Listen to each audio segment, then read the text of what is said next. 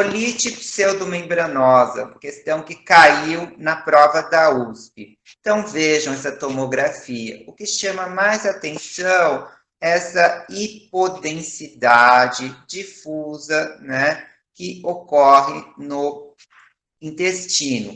Então, em geral, todo o cólon é afetado, tá? Quando ela tem uma apresentação mais focal, predominando em algum lugar específico, desse local é o cólon ascendente e transverso, tá? Mas, via de regra, é um quadro bastante difuso.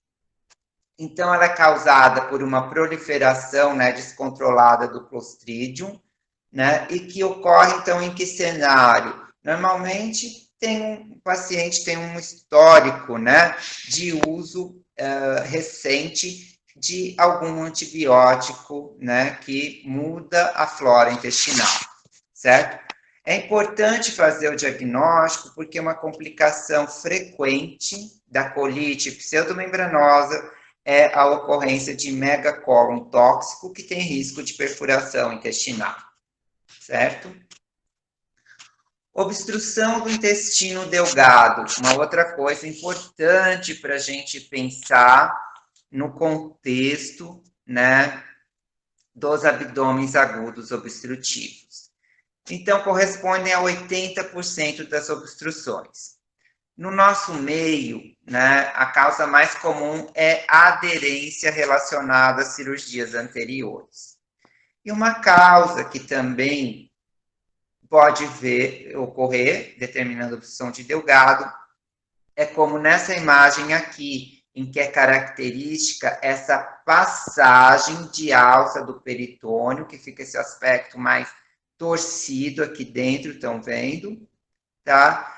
E mesentério de um compartimento para o outro. Então, vai ter distensão, vai ter obstrução, e vocês vão ver essa imagem aqui no centro, depois vocês deem uma olhada com calma, né, que já devem também estar ficando cansados, que corresponde, então, à hérnia interna, que a gente chama, que seria uma causa frequente de obstrução de delgado. Sempre cirurgia vem com essa hipótese para a gente, será que tem uma hérnia interna? Então, é esse aspecto aqui, quando a passagem, né, do peritônio mesentério para um outro compartimento, e a gente vê essa interação aqui com essas outras alças vizinhas, certo? Uma imagem que é rara, um pouco difícil, mas muito patognomônica. Então, vale a pena vocês conhecerem como causa de abdômen agudo obstrutivo. Tá? Então, qual que seria essa causa? Quando existe uma migração do cálculo biliar para o intestino, que normalmente fica no ilho terminal. Isso causa aerobilia, às vezes ar, como vocês veem aqui em vermelho, no leito da vesícula biliar e oclusão de, como fica no ilho terminal, obviamente, de intestino delgado. Tá? Então, o que a gente vê aqui? Distensão do delgado, né? Aquele clássico empilhamento de moedas no raio-x. E aqui, mais denso, mais branco, dentro do ilho, da topografia do ilho terminal, que representa o cálculo biliar. Tá? Então, ficar atento se é um abdômen agudo, obstrutivo, com padrão de obstrução, de delgado, né? Se tem gás aqui no leito da vesícula, como vocês estão vendo aqui, então isso aqui é um ilho biliar, tá? Então, procurem com atenção se não tem nada mais denso dentro do ilho terminal, que pode ser esse cálculo da vesícula que migrou, certo? Então, as pistas, né, são bem fortes, assim, não tem nenhuma outra patologia que tem essa apresentação. Volvo de sigmoide, né? Então, também é uma situação comum, uma causa de abdômen agudo obstrutivo. Depois vocês vêm com calma. Então, pode ter essa associação com essas linhas densas, que a gente vê no radiograma. Estão vendo essa confluência aqui de linhas densas? Que representam as paredes do sigmoide e que convergem para o ponto da obstrução. Então, fica com esse sinal aqui do grão de café, tá? Então, isso daqui é muito sugestivo se virem essa imagem de volvo de sigmoide. E, além disso, nesses casos, vocês olham ampola retal, não tem gás, certo? Volvo de sigmoide tem algumas associações que podem ser cobradas. Então, Chagas, doença de Parkinson, esclerose múltipla e algumas medicações para esquizofrenia, tá? Então, se vir esse sinal do grão do café, mais essas linhas que convergem para um ponto aqui da estrelinha que eu estou mostrando, onde tem obstrução e ausência de gás na ampola retal, volvo de sigmoide. Tá? No nosso meio, disparadamente, a causa principal está relacionada ao megacólon, relacionada à doença de Chagas. Obstrução de intestino grosso. Então, lembrar, causa mais comum, neoplasia. Tá? Então, ficar atento. Principalmente carcinoma de cólon e reto. Então, quando eu estou falando de obstrução de intestino grosso, eu tenho que estar atento se não tem uma neoplasia, tá? Então, vejam aqui, nesse radiograma simples, a gente vem acompanhando aqui. Daí chega no sigmoide, estão vendo esse ponto da seta amarela? Não continua aqui o gás, então indicando um ponto possível provável da obstrução. Tomografia, o que eu vejo? Essa presença de conteúdo no sigmoide chega aqui nesse segmento mais inferior, transição com reto, a presença de uma massa, tá? Então, em topografia de intestino grosso. Então, reforçando aqui, a principal causa de obstrução de intestino grosso é neoplásica. Não pode deixar de investigar. A tomografia, ela é bastante útil, né? Tem que ter uma fase arterial boa e a gente consegue muitas vezes delimitar e definir esse ponto da obstrução, certo? Por uma massa neoplásica, tá?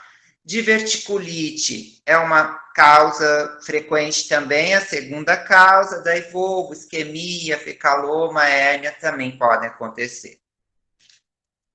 Então, mostrando um exemplo de diverticulite, em que a gente vê presença de coleção e vê essa presença dos divertículos mesmo, tá? Na parede, tá? Então, formam saculações para fora do limite da parede da alça e normalmente são principalmente em descendente e sigmoide, tá?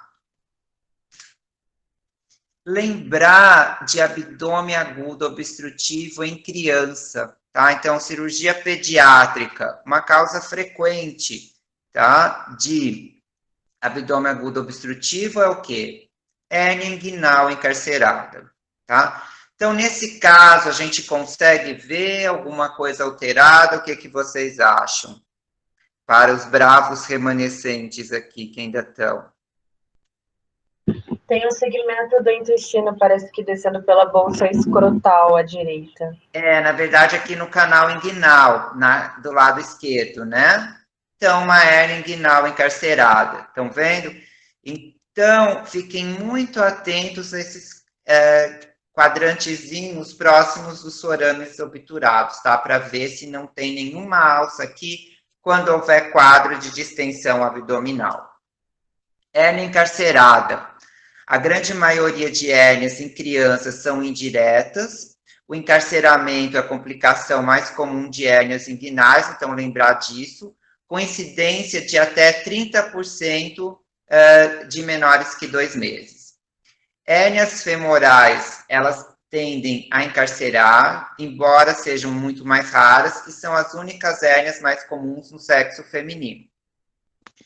E lembrar disso aqui também, né, que também pode ser questão de prova. Hérnia umbilical muito comum em criança, raramente encarcera e geralmente tem um fechamento espontâneo até os 5 anos. Então, normalmente até os 5 anos se acompanha, tá? Aqui uma questão de prova da USP, tá? Então, vejam, lá questão de intervenção. Tá? Então, aqui a gente entra num conceito de procedimento guiado por imagem, que normalmente tem bastante indicação hoje em dia? Para drenar a coleção, para fazer biópsia de lesão. Uma das poucas contraindicações à realização, tá, desse tipo de procedimento, né, é a presença de algum distúrbio de coagulação ou uso de medicação anticoagulante. Então, aqui conta toda uma história de uma paciente que teve um abaulamento progressivo no flanco, aqui uma coleção na parede, vejam que está junto ao plano muscular, tá? Que tem várias comorbidades, né? E tem fibrilação atrial em uso de anticoagulante. Então, isso aqui vai ser extremamente importante, tá? Para destrinchar a questão.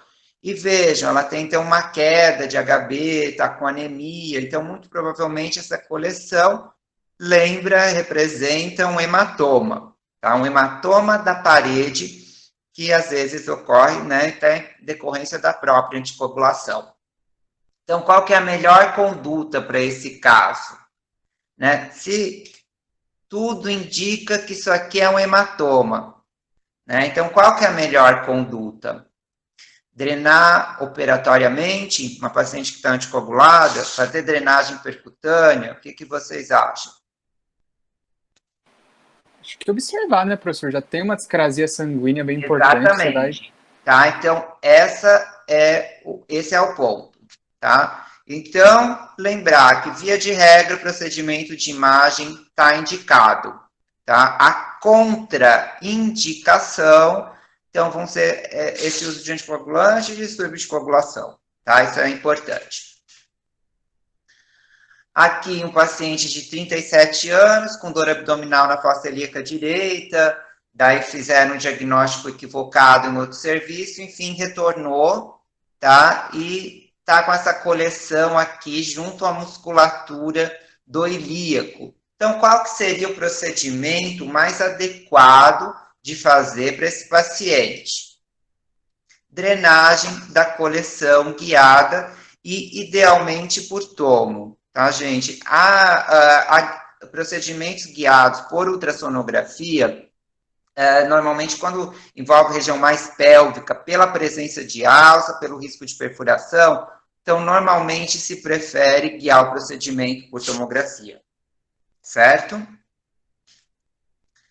Trauma esplênico, então só comentando pinceladas. O que está em vermelho? Quando a laceração envolver o hilo ou o baço estiver completamente esmagado, vários fragmentos, daí são as indicações de fazer cirurgia. Tá? Então, guarda essas duas coisas. Tá? Então, aqui, por exemplo, a gente tem uma laceração esplênica que se estende até o hilo esplênico. Tá? Então, que seria, a rigor, né, uma indicação de cirurgia.